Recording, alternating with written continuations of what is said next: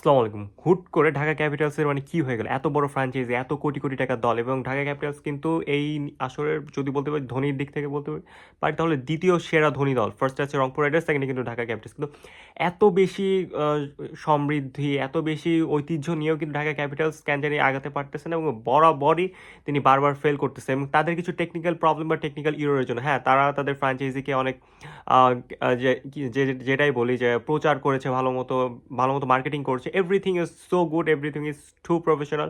কারো টাকা নিয়ে কোনো কমপ্লেইন নেই যে টাকা দেয় নাই বা অমুক দেয় নাই। এই ধরনের কোনো অভিযোগ নাই।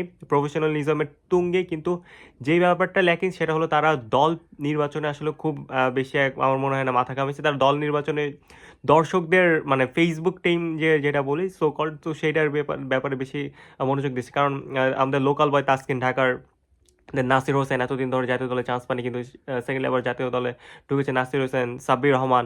এই ধরনের মানে লোকাল যে তারকা, লোকাল যে ফ্যান বয় যারা আছে তাদেরকে কিন্তু নিয়েছে। আমরা কালকের ম্যাচে নোয়াখালী এক্সপ্রেসের সাথে তারা ৪১ রানে হেরেছে এবং ৪১ রানে হারার পরও ঢাকা ক্যাপিটালস রিসেন্ট যেই তাদের ওপেনার নিয়েছেন রহমতুল্লাহ গুরবাজ। তিনি কিন্তু কাইন্ড অফ আফগানিস্তানের চকলেট বয় এবং তাকে নিয়েছেন। আফগানিস্তানের এই ধরনের ওপেনার নেয়ার থেকে কিন্তু তারা অস্ট্রেলিয়া বা নিউজিল্যান্ড অথবা শ্রীলঙ্কা থেকেও কিন্তু বেটার প্লেয়ার আনতে পারতো বা ওয়েস্ট ইন্ডিজেরও কিন্তু অনেক মার্কেটের অনেক ব্যাটসম্যান আছে তাদের কিন্তু নিয়ে আসতে পারতো কিন্তু তাদের নিয়ে আসে না এবং রহমতুল্লাহ গুরবাজের থেকে কিন্তু আমাদের লোকাল ওপেনার কিন্তু এর থেকে বেটার পারফর্ম করে এবং সেমই একই ধরনের খেলা কিন্তু তারা খেলে।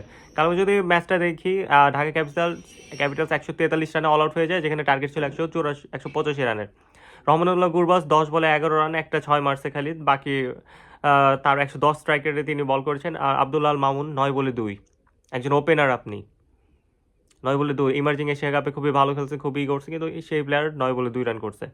নাসির হোসাইন এক ম্যাচ ভালো খেলে আসলে বর্দা হারাই গেছেন ৯ বলে ৪ বলে ০ রান করে আউট গেছেন। সাইফ হাসান মানে what the hell is going on with you, ২ বলে ০ এগেইন ডাক মারল। এটাই হলো সাইফ হাসানের টুর্নামেন্টের দ্বিতীয় ডাক। মোহাম্মদ মিঠুন নিজে ক্যাপ্টেন, ১৮৪ রান টার্গেটে উনি ৩১ বলে ৩৩ রান করছেন। স্ট্রাইক রেট ছিল তার ১০০ ছুঁই। এই ধরনের স্ট্রাইক রেট নিয়ে তিনি কেন নামে? আপনার টার্গেট ১৮৫। শামীম হোসেন পাটোয়ারি একটা ব্যাটসম্যান আসলে মোটামুটি খেলে যাইতেছে, টাচে আছে, ১৬ বলে ২৯ রান করছে। অ্যাটলিস্ট চেষ্টা করছে দলরে জিতাইতে। সাব্বির রহমান ১০ বলে তার। কিন্তু সাব্বির রহমানের একটা ম্যাচের একটা ভালো দিক কিন্তু প্রতি ম্যাচে কিন্তু ৬ মারবেন। এই ম্যাচেও কিন্তু একটা ৬ মারছে। ১০ বলে ১৩ রানের ইনিংস হলেও। ইমাদ ওয়াসিম ৪ বলে ৩, মোহাম্মদ সাইফুদ্দিন ২০ বলে ৩৪। মোহাম্মদ সাইফুদ্দিনকে আসলে যত দলে ইনক্লুড করা দরকার ছিল অ্যাটলিস্ট ব্যাটিংয়ে কিছুটা ভরসা পাওয়া যেত। এটা কিন্তু বাংলাদেশ জাতীয় দল খুবই মিস করছে। তার বাকি ব্যাটসম্যানদের সেট ব্যাটসম্যান বা টপ অর্ডার ব্যাটসম্যানদের অবস্থা কিন্তু সাইফুদ্দিনের থেকেও ২-৩ গুণ বেশি খারাপ। তাইজুল ইসলাম ৪ বলে ১, জিয়াউর রহমান শারিফি উনি নট আউট ছিল ৯ বলে ৪ রান। তো এই হচ্ছে ঢাকার অবস্থা। ১৮৪-৮৫ রানের টার্গেট এবং সিলেটের মাঠ কিন্তু আমরা জানি খুবই ছোট। এই ধরনের মাঠেও যদি তারা পারফর্ম না করতে পারে, রান করতে না পারে, ঢাকার মতো মিরপুরের যে স্লো পিচ, যে ধানক্ষেতের পিচ, এই জায়গায় তারা কি করবে? এটা হলো আমার কোয়েশ্চেন এবং তাদের টিম নির্বাচন বা টিম সিলেকশন এখনো আরও বেটার করা উচিত। আমার মনে হয় সাইফ হাসানকে বসিয়ে রাখা উচিত।